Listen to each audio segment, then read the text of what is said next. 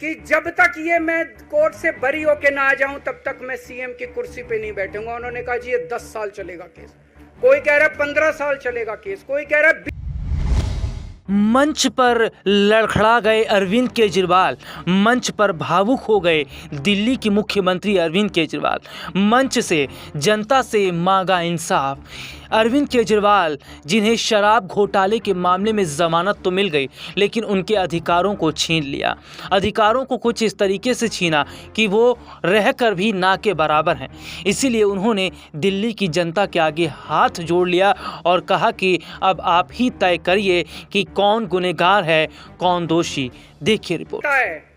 कि जब तक ये मैं कोर्ट से बरी होके ना आ जाऊं तब तक मैं सीएम की कुर्सी पे नहीं बैठूंगा। उन्होंने कहा जी ये 10 साल चलेगा केस, कोई कह रहा है 15 साल चलेगा केस, कोई कह रहा है 20 साल चलेगा केस।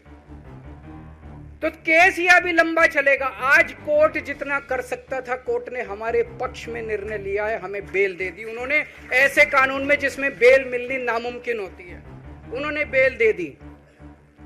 आज मैं आपकी अदालत में आया हूं, जनता की अदालत में आया हूं, आपसे पूछने के लिए आया हूं, क्या आप केजरीवाल को ईमानदार मानते हो कि गुनहगार मानते हो?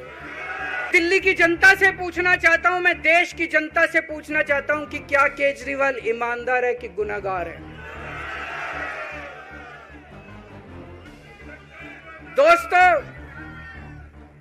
2 दिन के बाद, आज से 2 दिन के बाद मैं सीएम की कुर्सी से इस्तीफा देने जा रहा हूं।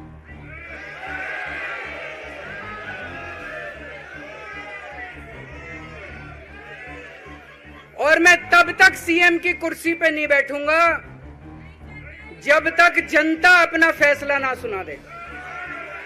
मैं जनता के बीच में जाऊंगा, गली गली में जाऊंगा, घर घर में जाऊंगा, और जब तक जनता अपना फैसला ना सुना दे कि केजरीवाल ईमानदार है, तब तक मैं सीएम की कुर्सी के ऊपर नहीं बैठूंगा। तो देखा आपने, दिल्ली के मुख्यमंत्री अरविंद केजरीवाल ने कहा कि उन्हें जनता पर भरोसा है, क्योंकि उन्हें तो अब उन लोगों पर विश्वास नहीं जिन लोगों ने उनके खिलाफ ऐसे केस बना कर रखे हैं जिसमें उन्हें जमानत तो छोड़िए, उनका बाहर आना तक मुश्किल था, लेकिन जैसे तैसे उन्हें न्याय मिल गया।